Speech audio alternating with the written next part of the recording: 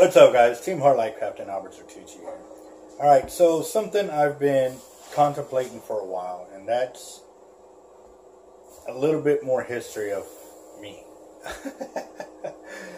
And what I mean by that is there's always been a lot of stories of truth and false about some of the things I've done, and I'd like to get a record account of what has actually happened. There's been some crazy stories of what I have done or what I supposedly have done. And I've heard a lot of the stories and rumors. You know, a lot of it is true. A lot of it isn't. So, today is Thursday.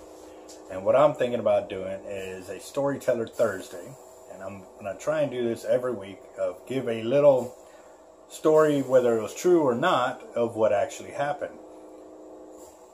As every time I've gone back to, say, Bob Hall Pier after being, fishing all the tournaments and going to do this and that, there'll be a lot of new fishermen out there. And so every time I encounter these guys, they always have, well, hey, I heard this, and I've heard this, and I've heard this.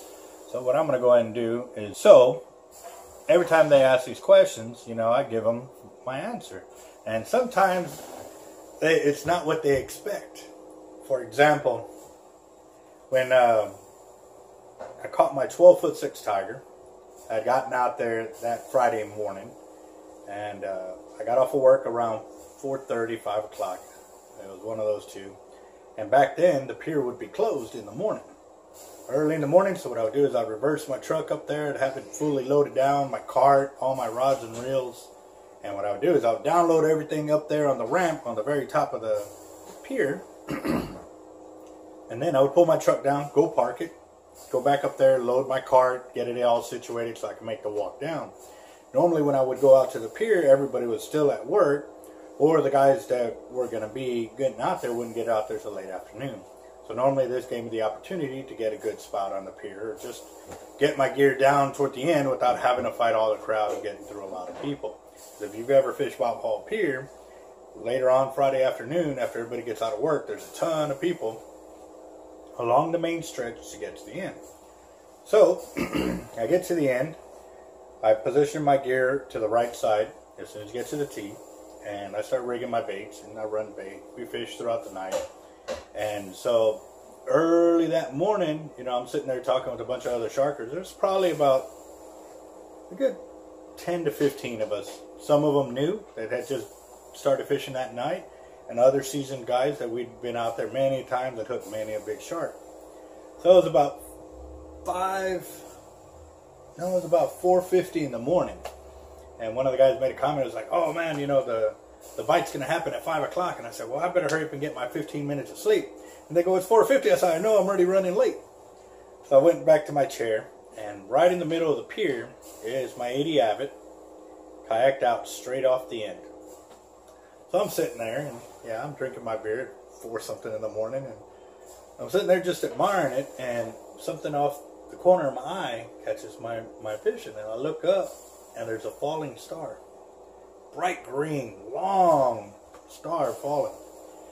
So I'm sitting there, and I'm just thinking to myself, like, wow, that is so cool, because back before they put those real bright lights out on Bob Hall Pier, you can pretty much look up and see the stars past the lights. So I'm sitting there looking at it, and I was like, you know what? Hey, I gotta make a wish. So I sat there and I was like, you know what? I wish for my big tiger. I want my big tiger. And it's falling and falling. I mean, this thing went on for at least 30 to 40 seconds, right to the tip of the rod, and it disappears. And I'm sitting there and I'm thinking to myself, like, that is so cool. Like, how often do you get to see something like that? And it involves something that's yours off in the distance or something like that. Maybe a house or something like that. But for it to go just to the tip of the rod, and then disappear. And then literally, not even 2 seconds later, the rod goes, bowed over in half. And that line goes to screaming. So I'm sitting there and I'm like, did anybody just see that, or was it just me? And so I'm geeking out over here. So I'm drinking my beer and I'm just enjoying the sound of the run.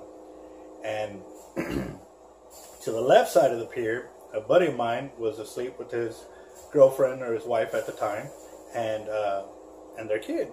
So he gets up and he comes running, and he runs right past the rod and runs back this way. And I'm looking at him, and I'm sitting there, and I'm trying to figure out what he's doing. And he's like, "Oh, it's Albert's reel, it's Albert's." I was like, "Don't touch it." You know, I'm sitting there, and he's like, "Dude, you're real." I said, "I know, it's my reel."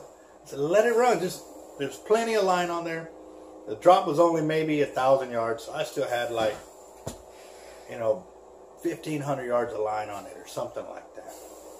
And so it's running, and I start to sit up and I start contemplating. I was like, okay, how is it going to do this? I'm looking at all the guys around the pier. They're starting to surround me now, and they're like, "Dude, you're real." And I said, "I know, it's my reel. Let it run. It's not going anywhere." And the whole time it's just burning line off the reel. And I was like, "All right, I need you to do this, you to do this, you to do this, and you to do this." Like, one guy was to get my gaff or my rope. The other one was to get my tagging kit and this and that. And I said gaff because just in case, as we've done with other sharks, they've shot the pier on us, and we normally need to catch the line on the other side to send the rope and the rod underneath to catch the line on the back side of the pier or the front side of the pier. So I'm sitting there, and I'm giving all these guys their jobs because that's what we would normally do. Hey, I need you to do this, and you need to do this, and stuff like this. But this fish had already set itself aside as to, it's the biggest run I've ever seen on my reel, kind of deal. And so, like, I already knew this was something special. How special, I wouldn't find out to the end of the night or at the end of the morning. So I get up, I get my harness on, I get all set and ready, and that reel is just, I mean, you could just see the tail whip of this shark just peeling line off this reel. So I was like, "All right, guys," I said, "y'all ready for this?" And they're like, "Yeah, hurry up, hurry up." And I said, so by this time, it's about 1:45, 1:50 seconds. So I pull back on it, pull it out of the handrail, put it on the fighting plate, and harness in. And that's where the fun began. I take a couple of steps away from the handrail, because I knew once I put it into lockdown, I wanted to make sure I had enough room for the rod to bow forward, or if I got jerked to the rail, that I wasn't immediately on the rail, that I had a little bit of a gap. So I take it up to strike, the rod continues to bow over, and once it locks into that position, the reel just starts screaming again. It never really stopped, only for that split second that I took it from my bait setting to strike setting. And at strike, only at 20-25 pounds of drag. So I take it up to there, and that reel just bows over and just keeps running. And I was like, yes! It's like, I got it! And so I sat there and they let it run for a little bit, and I do a couple of little quick pumps, and the fight started. Goes left, holds me there for about 1 hour and 15 minutes till I finally bring her to the pier. She comes up the first time, and we see this big tiger come up. I mean, she massive girth on her and stuff. And everybody at the pier, it was just like, whoa, we all blew up. I mean, the video's on YouTube right now. Not under my deal, because at that time I was still learning how to do YouTube and so forth. So I fight this shark, 1 hour and 15 minutes it comes to the surface, we all see it. And then at that point, it goes all the way to the right side of the pier, and then decides to go left on the pier. Right when it gets to the middle, I get locked up with some rods that we had told them not to cast back out, but they cast it out, so I couldn't get the rod tip up and over, and I got stopped there for a second. And then it takes off running again.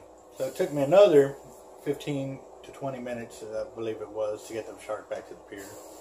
We ended up roping it and walking it all the way down, which was the first time it was ever attempted to bring a shark to the beach without having gaffs in it, or being all jacked up from the fight or trying to land it.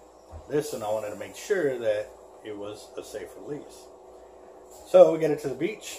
It took like 35 minutes to get there. We got there, we start doing our thing on her and get measurements and everything, and she's 12'6" on the total length. And this is the way we do it in Texas. We go from the head to the tip of the tail, and we got 12'6". But depending on how the guys move the tail, gave us that measurement. I was down at the nose, making sure the tape was on the point right there and going from there. So everybody kind of knows the after story of that. You know, it set a land-based world record and held it for quite some time. However, the whole story of this one was the falling star. That's what a lot of people hear the story and they don't believe it actually happened. Now, I've caught a lot of fish. I've got a lot of friends. And I've learned, you know, lying to make yourself look better and stuff like that really doesn't matter. I really didn't think it was anything big about telling people how I saw it and this and that. It, you know, it happened. So, but almost a decade down the road, you know, people are like, hey, man, I heard it that this and this happened. Is that true? And I'm like, yeah, you know. But on another story, they were talking about how I'd gotten to the pier and had caught a bull shark with a cast net. Big bull shark, like almost 7, I think it was 7'1", 7'2". Well, that didn't happen. The story behind that one is I was actually going to go catch mullet at a spot, and I ended up getting caught in the rocks after 1 or 2 casts. So I'm sitting there and I finally get the net loose, and you know, it's got a big old rip in it. It's a 6-foot net, and so I'm loading it up, and I look over and I see some guys back up a boat to a truck, and they throw the shark off the back end of the boat into the bed of the truck. It's like, oh, cool, it's a big old shark, you know, let me go check this out. So I walk over there and I was like, hey, you mind if I take a look at your shark? And they're like, yeah. I was like, oh, it's a bull shark, female, this and that, and you know, and I estimated the size just by looking at her. And they're like, dang, you're good. And then I was like, why is that? And they go, that's the exact size of what she was. And they go, how do you know it's a bull? And I started, you know, describing the features of the shark. So they're like, yeah. It's like, well, how'd y'all get it? And they go, oh, we speared it because it was coming to attack their lines, but they didn't want to just kill it and leave it out there to rot. They brought it back with them, and they figured they'd feed some families. And they go, so what are you doing? And they looked at my back of my truck, and I said, well, I'm headed to the pier to go shark fishing. They go, well, do you want the shark? And I was like, yeah, cool. Yeah, I'll go to the pier and then show up, you know, shark fishing, and I already got a shark with me. So I'm sitting there and I load the shark into the truck. I take off to the pier, and I'm thinking, I was like, man, what can I do to rival the, you know, get these guys to you know, freak out on the end? I was like, because I was sitting there, I was putting everything onto the cart and all of that, and I hadn't pulled all the stuff out of the cooler where I had the ice and drinks and stuff like that, so I didn't want to throw the shark in there immediately. I wanted to get it all cleaned out and do what I needed to do. So I got this 7-foot shark on my cart on top of all my gear, and I'm walking to the end of the pier, and they're like, dude, we've been out here all day and even turned to click, and you already got a shark. I said, yeah, I cast netted it over here at the mullet spot. And they're like, no way, you did that? I was like, well, yeah. And they're like, bull, you know, BS. This. I said, go look at the cast net. I said, it's tore up right there in the cart. So I'm sitting here dying inside. I'm thinking, I was like, man, I said, I got these guys. I got them good. So they're sitting there, and, you know, and I'm rolling with it, and I'm telling the whole story of how, you know, I caught the shark. And they're like, well, why does it have all the holes in it? I said, well, I didn't want it, you know, jacking up all my rods in the bed of the truck. You know, I had an answer for everything. And so about, you know, they're like, oh, they're freaking out. And I was like, you know, about 5 minutes, 10 minutes later, I was like, hey, guys, I'm just kidding. And I told them the whole story. Somehow, about 8, 9 years later, that part of the story got forgotten about. They only remembered the first part of me telling them that I had cast netted the bull shark. So I'll hear that story come up as well, and I have to tell them that that one's fake.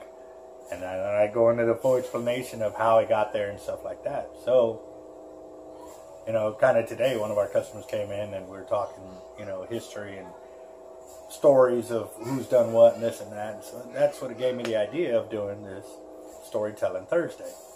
So, again, like I said, I'm going to go through and talk about some of the stories of what has happened to us or what hasn't, and just going by the stories that we've heard other people say. A fisherman is only as good as his lies that he tells, or how big it can grow. You know, oh, it was this big, and in reality it was that big. Well, I'm here to clarify a bunch of those stories with me, and I hope y'all enjoyed these 2 small stories that I had to share with y'all. And I really look forward to sharing a lot more, because, like I said, sometimes you just gotta hear it from the horse's mouth. So I will be here. Again, this is Team Hard Life Captain Albert Zertuche. Thanks for tuning in to Storytelling Thursday, and we'll see you next week. Thank you.